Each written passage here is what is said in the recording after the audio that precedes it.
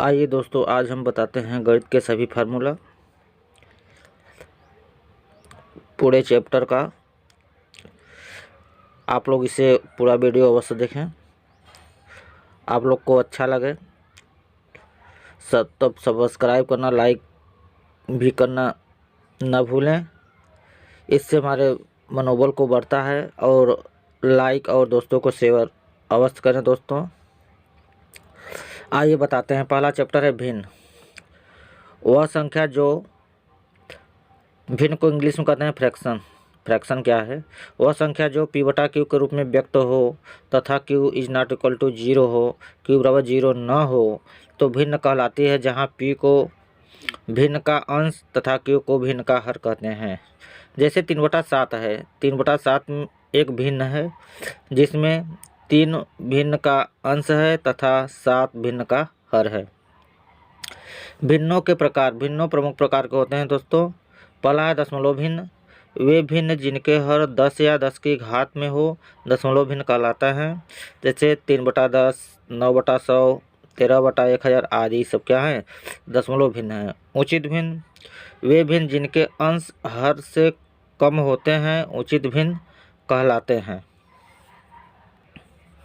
जैसे 3/7, 4/9 आदि सब क्या हैं? उचित भिन्न है। अनुचित भिन्न। वे भिन्न जिनके अंश हर से अधिक होते हैं अनुचित भिन्न कहलाते हैं। भिन्नों की तुलना। भिन्नों की तुलना करने में निम्न विधियों का प्रयोग करते हैं। पहला है भिन्नों को दशमलव के रूप में परिवर्तित करके। जब 2 या 2 से अधिक भिन्नों को तुलना करनी हो तो उसे दशमलव रूप में परिवर्तित करके उसकी तुलना की जा सकती है। भिन्नों का हर समान करके। दिए गए भिन्नों में सभी भिन्नों के हरों का लसा लेकर उसके हर समान कर लिए जाते हैं। फिर उनके अंशों का तुलना की जाती है। बड़े अंश वाला भिन्न बड़ी होती है। इस प्रकार दोस्तों इस नियम से जो होता है कि हमारे कंपटीशन एग्जाम में भिन्न को आरोही या अवरोही क्रम में लिखने के लिए आता है, तो उसका हम लसा पूरा बराबर करके ये दोनों नियमों के सहायता से कर सकते हैं दोस्तों। अब दूसरा चैप्टर है दोस्तों सरलीकरण, सिंप्लीफिकेशन। सिंप्लीफिकेशन में क्या होता है दोस्तों? बोर्ड मास एक हम लोगों का फार्मूला होता है और इसमें जो होता है सरलीकरण के अंतर्गत दिए गए व्यंजकों के गणितीय संक्रियाओं जैसे जोड़, घटाव, गुणा, भाग आदि जब हम एक साथ अथवा कुछ चिन्हों को साथ प्रयोग किया जाता है तो हम बोर्ड मास क्रम का पालन कर क्रियाओं के संपन्न करते हैं। बोर्ड मास का मतलब होता है दोस्तों बी से होता है ब्रैकेट, ओ से होता है आप ब्रैकेट आप डिवीजन मतलब होता है भाग, एम से होता है मल्टीप्लिकेशन मतलब गुणा, ए से होता है एडिशन मतलब होता है योग, और एस से होता है सब्ट्रैक्शन मतलब घटाना। तो बोर्ड मास का ये नियम है दोस्तों कि पहले आप कोष्टक को हल करेंगे, कोष्टक के बाद भाग करेंगे, भाग को हल करने के बाद गुणा का चिन्ह जहाँ गुणा वाला हल करेंगे, उसके बाद योग करेंगे, उसके बाद हम अंतर कर देंगे और घटाएंगे दोस्तों। इसमें कुछ महत्वपूर्ण तत्व सूत्र होते हैं दोस्तों। सरलीकरण के अंतर्गत व्यंजक में यदि तीनों कोष्टक दिए हैं तो सर्वप्रथम छोटा कोष्टक, उसके बाद मझला कोष्टक, तत्पश्चात बड़ा कोष्टक खोलने की संक्रिया करते हैं। किसी संक्रिया का कोष्टक की अनुपस्थिति में उनके क्रम में परिवर्तन नहीं होता। आइए दोस्तों कुछ सूत्र फार्मूला हैं जो गुणनखंड के रूप में भी इसका यूज होता है। तो ये a square minus b square बराबर होता है ए plus b a minus b, a plus B का होल स्क्वायर बराबर होता है a square plus B square plus 2ab, a minus B का होल स्क्वायर बराबर होता है a square plus B square minus 2ab, a plus B का whole cube बराबर होता है a cube plus B cube plus 3ab कोष्टक में ए प्लस बी, और ए माइनस बी का होल क्यूब बराबर होता है a cube plus B cube plus 3 a cube minus b cube का ए माइनस बी का होल क्यूब दोस्तों इसमें पूरा माइनस माइनस होता है a cube minus b cube minus 3ab कोष्टक में ए माइनस बी, और a cube plus B cube बराबर होता है दोस्तों ए प्लस बी दूसरे कोष्टक में ए square plus B square minus a b, a cube minus b cube बराबर होता है ए माइनस बी दूसरे कोष्टक में ए square plus B square plus a b. A plus B plus c का होल स्क्वायर बराबर होता है दोस्तों a square plus B square plus C square plus 2ab plus 2bc plus 2ca। A cube plus B cube plus C cube minus 3abc बराबर होता है ए plus B plus C, दूसरे कोष्टक में ए square plus B square plus सी square minus ab minus bc minus ca। यदि A plus B plus C बराबर 0 हो तो दोस्तों A cube plus B cube plus C cube बराबर 3abc होगा। और ए प्लस बी का होल स्क्वायर बराबर होता है ए माइनस बी का होल स्क्वायर प्लस 4ab। तीसरा चैप्टर है दोस्तों वर्ग तथा वर्गमूल। वर्ग किसे कहते हैं? वर्ग जब किसी दी गई संख्या की उसी संख्या से गुणा की जाती है तो प्राप्त गुणनफल दी गई संख्या का वर्ग कहलाता है। जैसे 7 का वर्ग 7 घाते 2 बराबर 7 गुणित 7 बराबर होता है 7 सते 49। वर्गमूल किसी दी गई संख्या का वर्गमूल वह संख्या है जिसका वर्ग करने पर दी गई संख्या प्राप्त होती है। इसे चिन्ह करणी द्वारा प्रदर्शित करते हैं। जैसे 16 का वर्गमूल 16 का हो जाए 4 गुणित 4 दो का युग्म बना, एक युग्म बाहर निकाल लेते हैं, वह वर्गमूल हो गया। वर्गमूल ज्ञात करने की विधियाँ गुणनखंड विधि। यदि कोई संख्या जैसे 900 दिया है, वर्गमूल निकालना है तो 900 का हम लोग गुणनखंड करते हैं दोस्तों। गुणनखंड करने के बाद उसका युग्म बनाकर हम लोग वर्गमूल निकाल लेते हैं। इसके बाद चौथा चैप्टर होता है दोस्तों घन तथा घनमूल। घन किसी संख्या को उसके वर्ग से गुणा करने पर जो गुणनफल किसी संख्या को उसके वर्ग से गुणा करने पर जो गुणनफल प्राप्त होता है उससे हम संख्या का घन कहते हैं। जैसे 5 का घन, इसे हम 5 घाते 3 लिख सकते हैं, तो इसका हो गया 5 गुणित 5 घाते 2, ये वर्ग हो गया। इसके पहले हमने वर्ग के विषय में बताया है, तो गुणित 5 का वर्ग मतलब होता है 25, 5 गुणित 5 25, 25 का 5 गुणा करेंगे 5 5 125, अर्थात इसे लिख सकते हैं दोस्तों 5 घाते 3 मतलब 5 गुणित 5, तो हमारा 125 होगा। किसी संख्या घनमूल किसी संख्या a का घनमूल b होगा यदि a बराबर b क्यूब। घनमूल को करणी बनाकर और यहाँ बगल में 3 करके लिखकर प्रदर्शित करते हैं दोस्तों। इस प्रकार से जैसे हमें चौसठ का घनमूल निकालना हो तो हो गया, इसका गुणनखंड करते हैं 4 गुणित 4 हो गया, तो 3 का युग्म बनाकर 3 का जोड़ा बनाएंगे और एक को बाहर निकालने को, वही हमारा घनमूल हो गया। इसके बाद पांचवा चैप्टर है दोस्तों घातांक तथा करणी। घातांक जैसे होता है ए गुणित डैश एम बार है तो इसे हम ए घाते एम बार लिख देते हैं। इसे हम ए की घात एम पढ़ा जाता है। ए को आधार तथा एम को घात कहते हैं। घातांक के नियम होते हैं दोस्तों, जैसे ए और बी कोई दो वास्तविक संख्या तथा इनके जो घातांक है एम और एन हो तो धन पूर्णांक हैं, तो ए घाते एम गुणित ए घाते एन बराबर होता है ए घाते एम प्लस एन। ए घाते एम के घाते एन हो तो ए घाते एम इंटू एन होगा। ए बी का होल घाते एम हो तो ए घाते एम बी घाते एम होगा। ए घाते एम बटे ए घाते एन बराबर होता है ए घाते एम माइनस एन। ए घाते माइनस एम बराबर होता है 1/a घाते एम। ए बटा बी के घाते होल एम बराबर होता है ए घाते एम बटे बी घाते एम। ए के पावर एक घाते 0 यानी किसी घात 0 हो तो उसका मान हमेशा 1 होता है दोस्तों। और यदि किसी संख्या के मूल का निश्चित मान ज्ञात नहीं किया जा सकता हो तो उस मूल को करणी कहते हैं। जैसे कड़ी में 3, कड़ी में 4 के बाहर 3 लगा दिए, एक घनमूल हो गया। कड़ी में 6 बाहर 3 लगा दिए, ये भी घनमूल आदि इस प्रकार के होते हैं। करणी के नियम, करणी में एक फिर बाहर n के घाते n हो तो एक के घाते n इंटू 1/n कड़ी आएगा दोस्तों, तो a बचेगा ए घाते 1 यानी इसका a होगा। कड़ी में a बटा m के घाते a बटा b के घाते m हो तो कड़ी में a इसका सिंबल m यहाँ हो जाएगा बटे कड़ी में b इसका सिंबल m यहाँ लग जाएगा। कड़ी में a n फिर कड़ी m हो तो कड़ी में a m इंटू n होगा दोस्तों। कड़ी में ए बी इंटू एम हो तो कड़ी में a इंटू m इंटू कड़ी में b m अलग अलग कर सकते हैं दोस्तों। कड़ी में a यहाँ यम हो तो घाते यन हो तो करड़ी में यम ए घाते यन लिख सकते हैं। आइए दोस्तों, छठवां चैप्टर है नंबर सिस्टम, संख्या पद्धति। सभी संख्याओं का निर्माण अंकों से होता है। दार्शनिक संख्या प्रणाली में 0 से लेकर 9 तक कुल 10 संख्या होते हैं। 0, 1, 2, 3, 4, 5, 6, 7, 8 और 9 कुल 10 अंक होते हैं। संख्याएं अनेक प्रकार की होती हैं। नीचे संख्याओं के कुछ प्रकार दिए गए हैं। जैसे प्राकृतिक संख्या, वे संख्या जो वस्तुओं को गिनती करने पर प्रयुक्त की जाती है उसे हम प्राकृतिक संख्या कहते हैं। जैसे 1, 2, 3, 4, 5, 6 ये सब क्या हैं, सब प्राकृतिक संख्या है। पूर्ण संख्या, यदि संख्याओं का के साथ शून्य को भी सम्मिलित कर दिया जाए तो वह पूर्ण संख्या कहलाता है। जैसे 0, 1, 2, 3 ये सब क्या है, पूर्ण संख्या है। इंटीजर्स, पूर्णांक, धन पूर्णांक, 1, 2, 3, 4 ये सब क्या है, धन पूर्णांक संख्या है।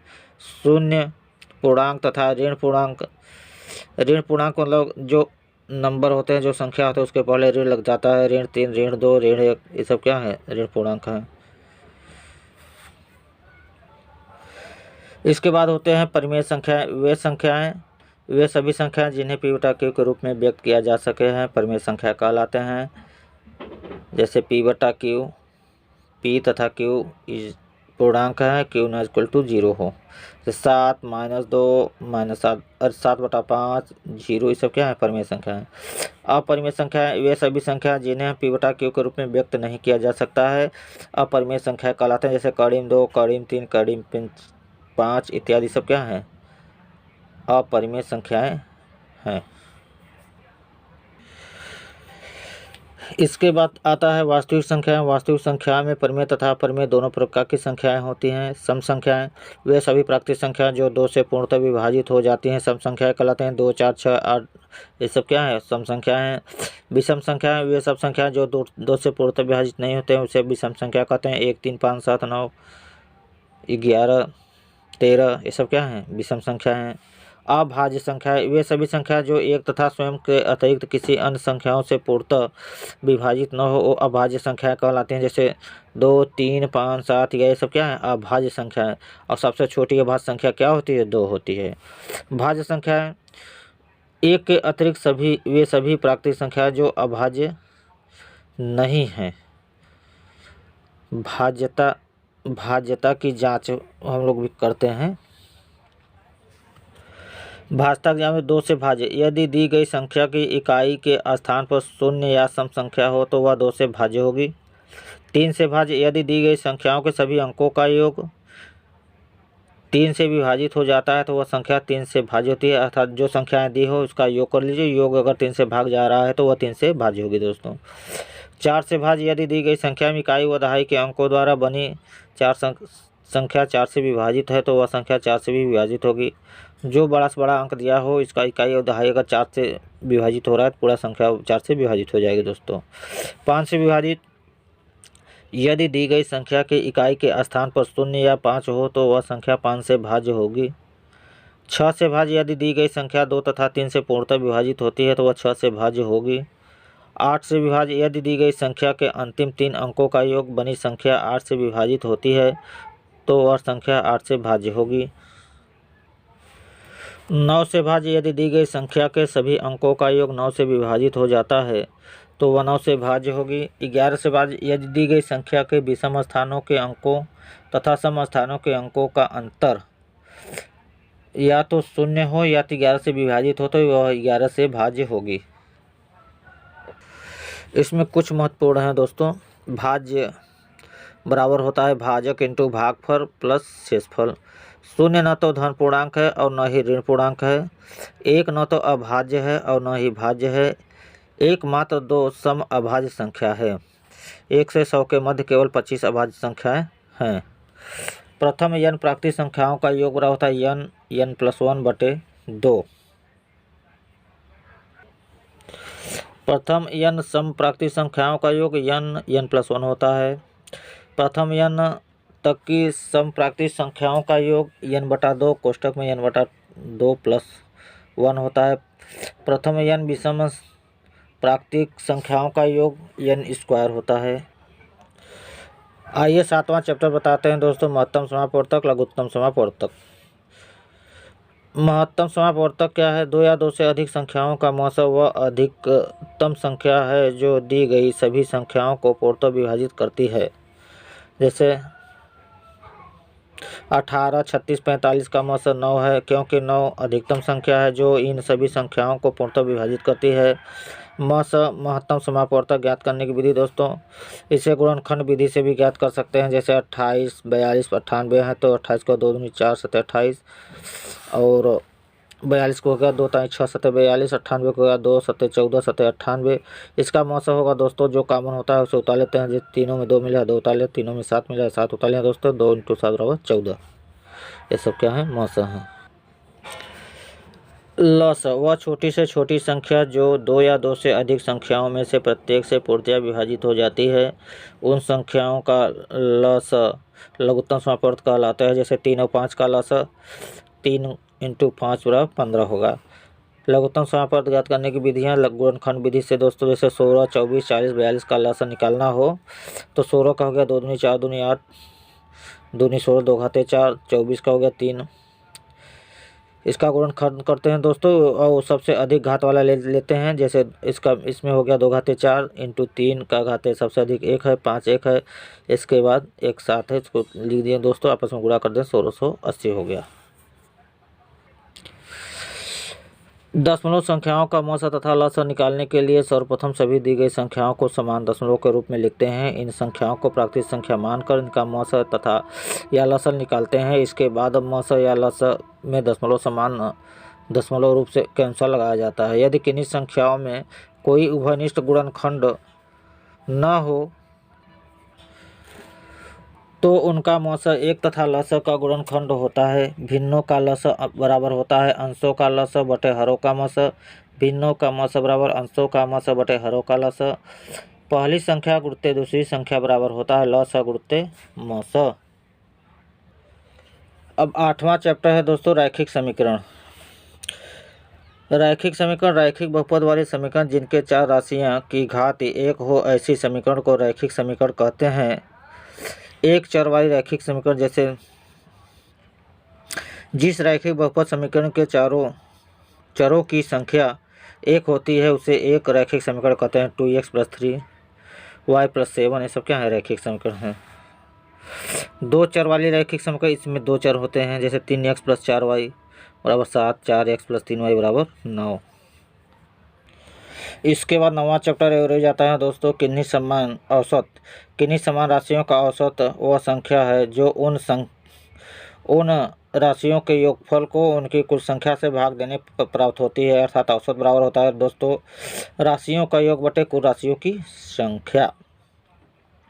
लगातार n पूर्णांक संख्याओं के वर्गों का योग होता है दोस्तों n+1, 2n + 1 बटे 6 होता है। लगातार n प्राकृतिक संख्याओं का औसत दोस्तों n+1 बटे 2 होता है।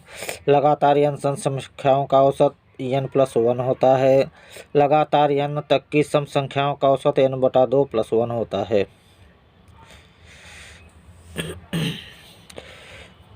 किसी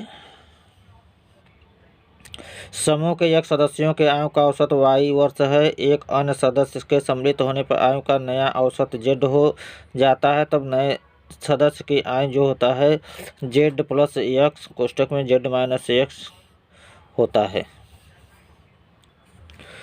इसके बाद 10वां चैप्टर आता है अनुपात तथा समानुपात।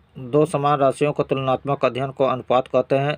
यदि a तथा b को अशून्य संख्याएं हैं तो a तथा b के अनुपात को a/b द्वारा निरूपित करते हैं। a/b पढ़ते हैं। ये दो बिंदु को अनुपात कहते हैं। समानुपात यदि 4 अशून्य संख्याएं a b c d इस प्रकार हैं कि a/b बराबर c/d हो तो a b c d समानुपात में हैं।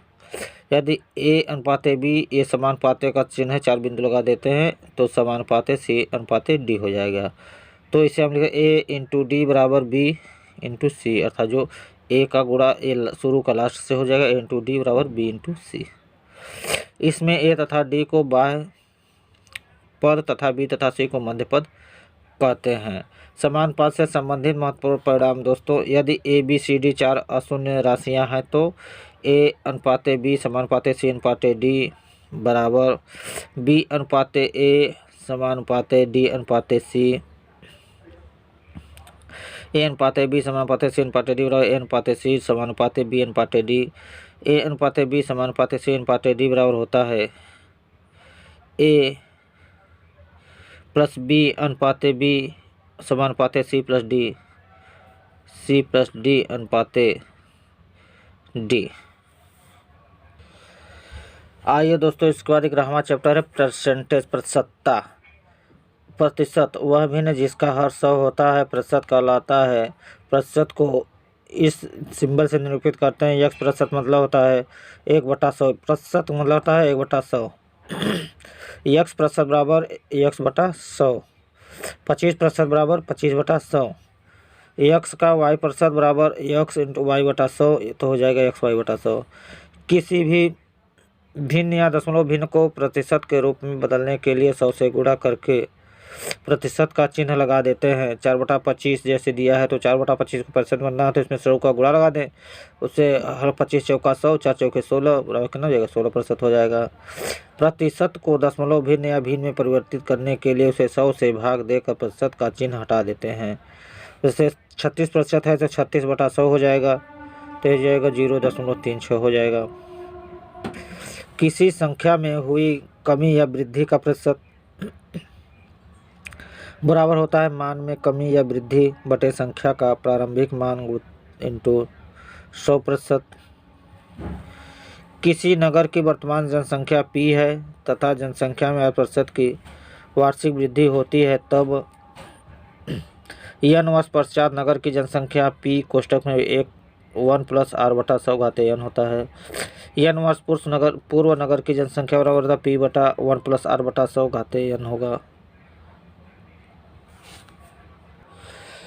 इसके बाद यदि ए की आय बी की आय से x% अधिक या x% कम हो तो दोस्तों बी की आय ए की आय से x/100 प्लस x इंटू 100% कम या x/100 माइनस x इंटू 100% अधिक होगी।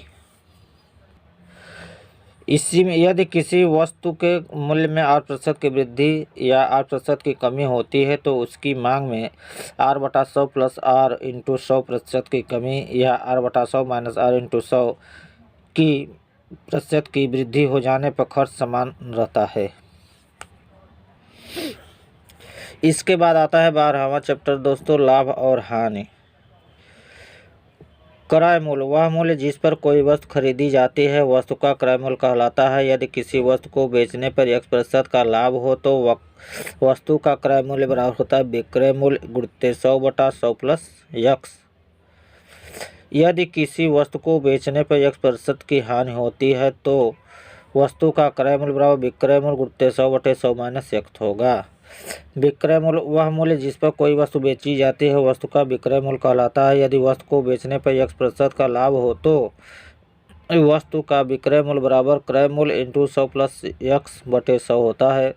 यदि वस्तु को बेचने पर x% हानि होती है तो वस्तु का विक्रय मूल्य बराबर क्रय मूल्य इंटू 100 माइनस x/100 होता है। लाभ प्रॉफिट यदि किसी वस्तु का विक्रय मूल्य वस्तु के क्रय मूल्य से अधिक हो तो वस्तु को बेचने पर लाभ होता है, तो लाभ रहा होता है विक्रय मूल्य माइनस क्रय मूल्य। प्रतिशत लाभ निकालने के लिए दोस्तों लाभ इंटू 100 बटा क्रय मूल्य हमेशा बटे में होता है, बटे क्रय मूल्य। हानि यदि किसी वस्तु का विक्रय मूल्य वस्तु के क्रय मूल्य से कम हो तो वस्तु को बेचने पर हानि होती है। हानि बराबर क्रय मूल्य माइनस विक्रय मूल्य। प्रतिशत हानि बराबर हानि इंटू 100 बटा क्रय मूल्य। क्रय मूल्य हमेशा बटे में होता है। वस्तुओं को लाने व ले जाने तथा अन्य ऊपरी व्यय में आते हैं। यदि ऊपरी व्यय दिए गए हो तो उन्हें हम क्रय मूल्य में सम्मिलित कर लेते हैं। लाभ तथा हानि की गणना क्रय मूल्य पर की जाती है। यदि दो वस्तु यस में खरीदी जाती है, यस रुपया में खरीदी जाती है, एक वस्तु 8% हानि तथा दूसरी वस्तु 8% लाभ बेची जाती है, तब हानि पर बेची गई वस्तु का क्रय मूल्य जो होता है यस 100 प्लस r बटे 100 minus r plus 100 plus r होता है। लाभ पर बेची गई वस्तुओं का क्रय मूल्य यस 100 माइनस r बटे 100 minus r plus 100 plus r होता है। यदि वस्तुओं का क्रय मूल्य x वस्तुओं का क्रय मूल्य y वस्तुओं के विक्रय मूल्य के बराबर हो तथा x y से बड़ा हो तब सदैव लाभ होता है।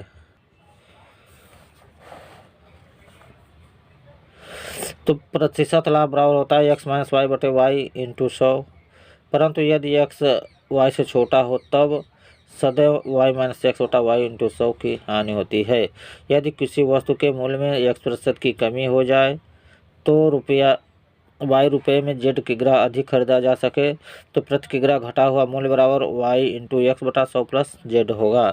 यदि किग्रा पहले का मूल्य तो रुपया प्रति किग्रा घटा हुआ मूल्य गुणित 100 बटे 100 माइनस x होगा।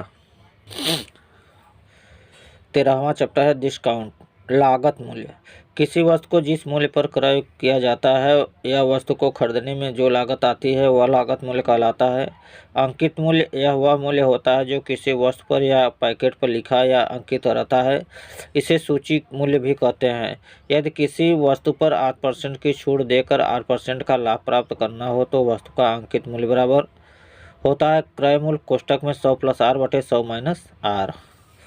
बट्टा, जब कोई व्यापारी अपनी बिक्री बढ़ाने के लिए या ग्राहकों को लुभाने के लिए अंकित मूल्य पर कुछ छूट देता है तो इसी छूट को बट्टा कहते हैं। बट्टे का सामान्य अर्थ छूट है। क्रमिक बट्टा, जब 2 या 2 से अधिक बट्टों की घोषणा की जाती है तो वह क्रमिक बट्टा कहलाता है। यदि किसी वस्तु के अंकित मूल्य पर क्रमशः R1% तथा R2% का बट्टा दिया जा रहा है तो वस्तु का विक्रय मूल्य बराबर होता है अंकित मूल्य इंटू 100 माइनस आर बटे 100 इंटू 100 माइनस आर बटे 100। 2 क्रमिक बट्टे हैं। समतुल्य बट्टा, यदि 2 बट्टों को श्रेणी A% तथा B% हो तो इसका समतुल्य बट्टा बराबर होता है A plus B minus AB बटा 100% होगा। जैसे एक रेडियो का मूल्य कितना प्रतिशत बढ़ाकर अंकित किया जाए कि 20% तथा 40% का क्रमिक बट्टा देने के बाद भी उस पर 20% का लाभ हो, तब 20% तथा 40% का समतुल्य बट्टा बराबर 20 प्लस 40 माइनस वहीं A plus B minus AB बटा 100 बराबर, इसको हल करेंगे तो 52% आएगा। इसी प्रकार 52% छूट पर भी 20% का लाभ होता है। तो अभिष्ट वृद्धि इसे हल करते हैं दोस्तों। यदि किसी वस्तु पर 8% छूट देने के उपरांत 8% का लाभ प्राप्त करना हो तो वस्तु का अंकित मूल्य जो होता है R प्लस आर बटे 100 माइनस आर इंटू 100 बढ़ाकर अंकित किया जाता है। तो विक्रय मूल्य बराबर होता है अंकित मूल्य माइनस बट्टा। इसे याद रखें दोस्तों कि विक्रय मूल्य बराबर अंकित मूल्य माइनस बट्टा। बट्टा जो होता है हमेशा 100 से घटाकर ही लिखते हैं। यदि किसी वस्तु को बेचने पर 8% का बट्टा दिया जा रहा हो तो वस्तु का विक्रय मूल्य बराबर होता है अंकित मूल्य इंटू 100 माइनस आर बटे 100। वही जो बट्टा होता है उसे 100 में से घटाकर ही लिखते हैं दोस्तों। साझा पार्टनरशिप, 2 या 2 से अधिक व्यापारियों को धन लगाकर मिलाकर व्यापार करने की साझा कहते हैं तथा इसमें सम्मिलित प्रत्येक व्यक्ति को साझेदारी कहते हैं। पूंजी, साझेदारों द्वारा लगाए गए धन को पूंजी कहते हैं। लाभ का साझेदारों का विवरण होता है प्रत्येक वर्ष या पहले वर्ष तय की गई समयावधि के अंत में व्यापार होने वाली लाभ या हानि को प्रत्येक साझेदारी की पूंजी इंटू पूंजी लगे रहने का समय के अनुपात में साझेदारों में बांटा जाता है। जैसे ए की पूंजी x p महीने के लिए निवेशित है तथा b की पूंजी y q महीने के लिए निवेशित है, तब लाभ A अनुपात B x p to y q होता है। इसके बाद 14 चैप्टर है दोस्तों साधारण एवं चक्रवृद्धि ब्याज। साधारण ब्याज, जब कोई व्यक्ति किसी बैंक आदि से कुछ धन उधार लेता है तो इस धन का प्रयोग करने के लिए उस व्यक्ति द्वारा बैंक आदि को कुछ अतिरिक्त धन देना पड़ता है। इस अतिरिक्त धन को ब्याज कहते हैं। जब ब्याज केवल मूलधन एक निश्चित समय के लिए एक समान दर से लगाया जाता है साधारण ब्याज दर होता है। मूलधन मिश्र धन होते हैं। मिश्र धन बराबर, माना कोई मूलधन P हो तथा इसका दर R हो तो समय T हो तो इसका मिश्र धन बराबर होता है मूलधन धन साधारण ब्याज, और साधारण ब्याज बराबर होता है मूलधन गुणित दर गुणित समय बटा 100, और तब ये हो जाएगा मिश्र धन बराबर पी कोष्टक में एक धन दर गुणित समय बटा 100। और चक्रवृद्धि ब्याज, चक्रवृद्धि ब्याज में जब एक निश्चित समय के बाद मूलधन को साथ साथ ये सब होता है दोस्तों। और इसका फार्मूला होता है मिश्र धन बराबर मूलधन कोष्टक में एक धन दर बटा 100 कहते समय। और चक्रवृद्धि ब्याज बराबर होता है मिश्र धन बराबर होता है पी प्लस कंपाउंड इंटरेस्ट, अर्थात ब्याज बराबर होता है पी कोष्टक में एक धन आर बटा 100 घाते n माइनस 1। यदि साधारण ब्याज की दर R1% तथा R2% हो जाए तो t वर्षों में रुपया अधिक प्राप्त होता है, तो मूलधन बराबर होता है x उड़ते 100 बटा R2 minus R1 into T समय। किसी धन को R% साधारण ब्याज की दर से अपने n का गुना होने में n माइनस 1 इंटू 100 बटा R समय लगेगा। कोई धन t वर्षों में n माइनस 1 इंटू 100 बटा t% की साधारण ब्याज होगा की दर से अपने का n गुना हो जाएगा। यदि कोई धन साधारण ब्याज का n गुना हो तो n गुना होने में लगा समय बराबर n गुणित 100 बटा R वर्ष होगा। इसे याद रखें दोस्तों। और n गुना होने में दर R% हो तो n गुणित 100 बटा समय प्रतिशत होगा। जब ब्याज छमाही देय हो तो ब्याज की दर को आधी तथा समय को दोगुना करते हैं। जब ब्याज तिमाही देय हो तो ब्याज की दर को चौथाई व समय को 4 गुना करते हैं। चक्रवृद्धि ब्याज की दर से कोई धन किसी निश्चित समय n में x गुना हो जाता है तो x गुना होने में y इंटू n समय लगेगा। जब एक परिमेय संख्या है हो तो जैसे 201/3 वर्ष हो तो इसे हम मिश्र धन और मूलधन कोष्टक में एक धन r बटा 100 घाते 2 लगा दिए। इसके बाद एक धन 1/3 इंटू r, एक साधारण ब्याज वाला फार्मूला इस पर लगा देते हैं। इससे हम इसका मिश्र धन निकालते हैं। इसके बाद आता है समय तथा काम। दोस्तों महत्वपूर्ण नियम देख लीजिए। यदि किसी व्यक्ति द्वारा एक काम पूरा करने में x दिन लगता है तो व्यक्ति द्वारा एक दिन में किया गया कार्य 1/x होगा। यदि किसी व्यक्ति द्वारा एक दिन में 1/x भाग काम किया जाता है तो व्यक्ति द्वारा पूरा काम करने में 1 दिन लगेगा। यदि किसी काम को करने के लिए व्यक्ति की संख्या बढ़ाई जाए तो काम समाप्त होने में उसी अनुपात में समय कम लगता है। यदि किसी व्यक्ति ए की काम करने की क्षमता किसी अन्य व्यक्ति बी की काम करने की क्षमता से x गुनी हो तो काम करने में ए को बी के समय का 1/x गुना लगेगा। महत्वपूर्ण इसका फार्मूला होता है दोस्तों m1 d1/w1 बराबर m2 d2/w2। जो जहाँ m1 m2 मैन व्यक्ति होते हैं, d1 जो होता है d2 ये सब दिन होते हैं और w1 w2 काम करने का होता है। तो ये फार्मूला का जहाँ यूज करेंगे दोस्तों आपका प्रश्न तुरंत हल हो जाएगा। यदि ए किसी संख्या को एक दिन में तथा बी उसी काम को y दिन में पूरा करता है तो यदि दोनों मिलकर काम करें तो काम पूरा होने में x y बटा x प्लस y दिन समय लगेगा। यदि ए तथा बी किसी काम को एक दिन में तथा ए अकेला उसी काम को y दिन पूरा करता है तो बी अकेला उसी काम को x y बटे y माइनस x दिन में पूरा करेगा। 16वां चैप्टर आ गया दोस्तों, चाल समय एवं दूरी। चाल बराबर दूरी बटा समय होता है। चाल का मात्रक किलोमीटर प्रति घंटा या मीटर प्रति सेकंड होता है। सापेक्षिक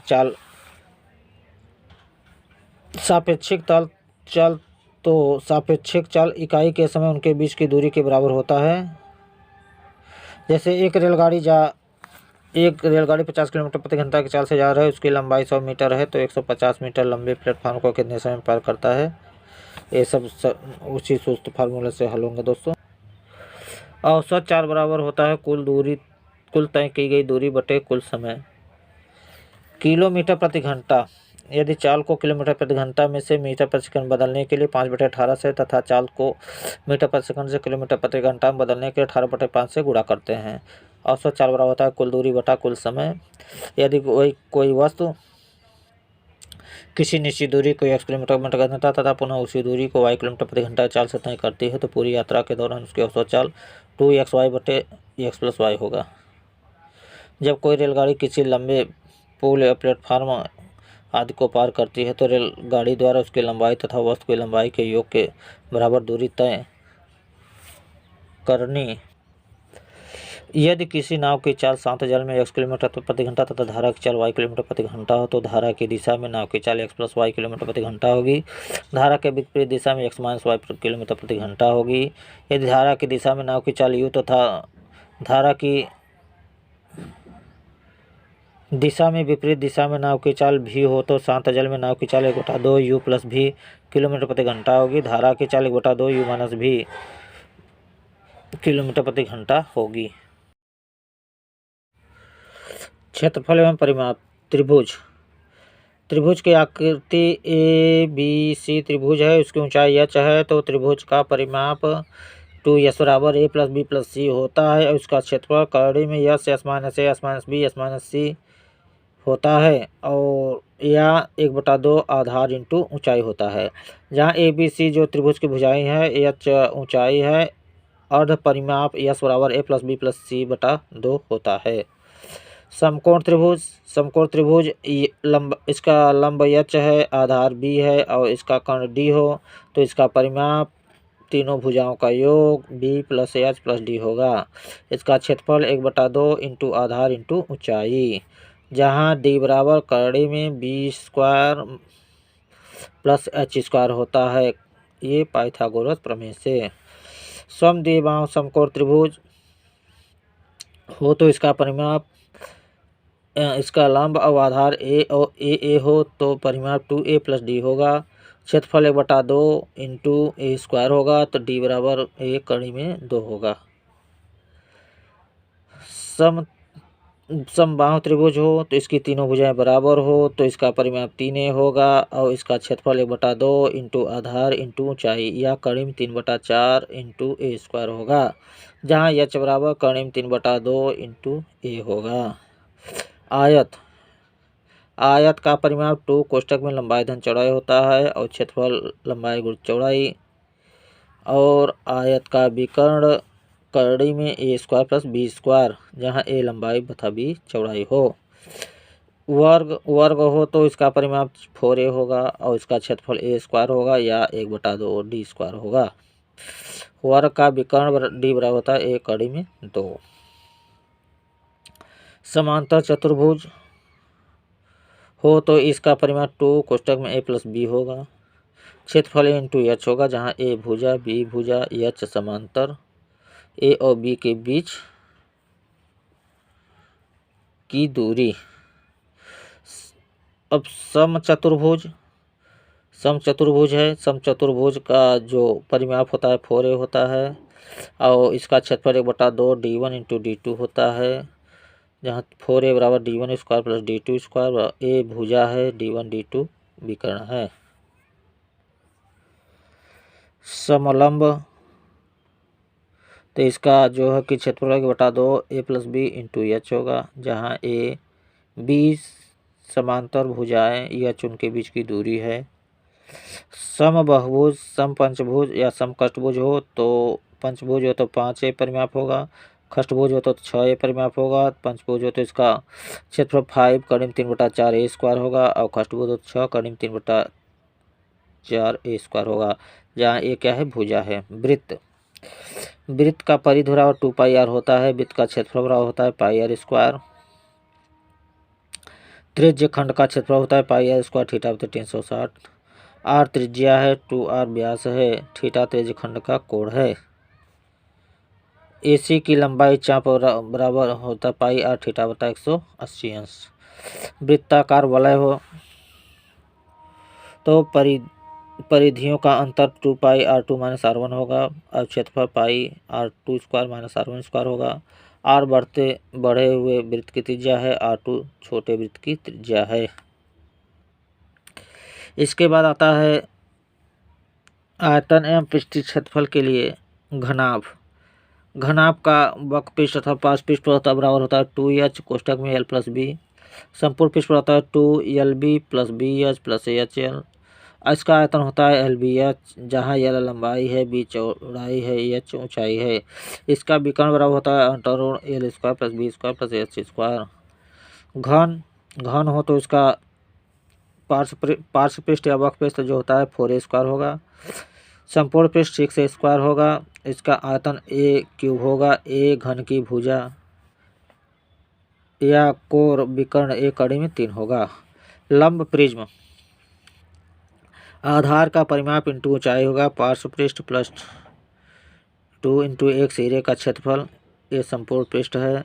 इसका आयतन होगा आधार का क्षेत्रफल इंटू ऊंचाई। लंब वृत्तीय बेलन, इसका वक्र पृष्ठ होगा 2πr/h, संपूर्ण पृष्ठ होगा 2πr r+h और इसका आयतन होगा πr²h। लंब पिरामिड के लिए 1/2, लंब पिरामिड का वक्र पृष्ठ 1/2 आधार का परिमाप इंटू तिर्यक ऊंचाई और इसका संपूर्ण पृष्ठ जो होता है पार्श्व पृष्ठ के आधार का क्षेत्रफल और इसका आयतन जो होता है 1/2 इंटू आधार का क्षेत्रफल इंटू ऊंचाई। लंब वृत्तीय शंकु, इसका वक्र पृष्ठ होता है πrl, संपूर्ण पृष्ठ होता है πr r+l और इसका आयतन होगा 1/3 πr²h, जहां r आधार की त्रिज्या है, h ऊंचाई है, l तिर्यक ऊंचाई है, l बराबर √s² + r² होगा। इसके बाद आता है गोला। गोले का वक्र पृष्ठ 4πr² होगा। संपूर्ण पृष्ठ 4πr² होगा। आयतन 4/3 πr³ होगा, जहां r गोले की त्रिज्या है। अर्धगोले के लिए वक्र पृष्ठ 2πr², संपूर्ण पृष्ठ 3πr², आयतन 2/3 πr³, जहां r इसके या गोलीय कोश का आयतन 4/3 इंटू पाई r1² - r2² होगा। अगर दोस्तों आप लोगों को अच्छा लगे तो इसको सब्सक्राइब करिए, लाइक करिए, बेल आइकन भी दबाइए और अपने दोस्तों को शेयर करिए। इससे दोस्तों हमारा मनोबल बढ़ता रहेगा, आप लोगों के पास नया वीडियो अपलोड होकर पहुंचता रहेगा। दोस्तों धन्यवाद।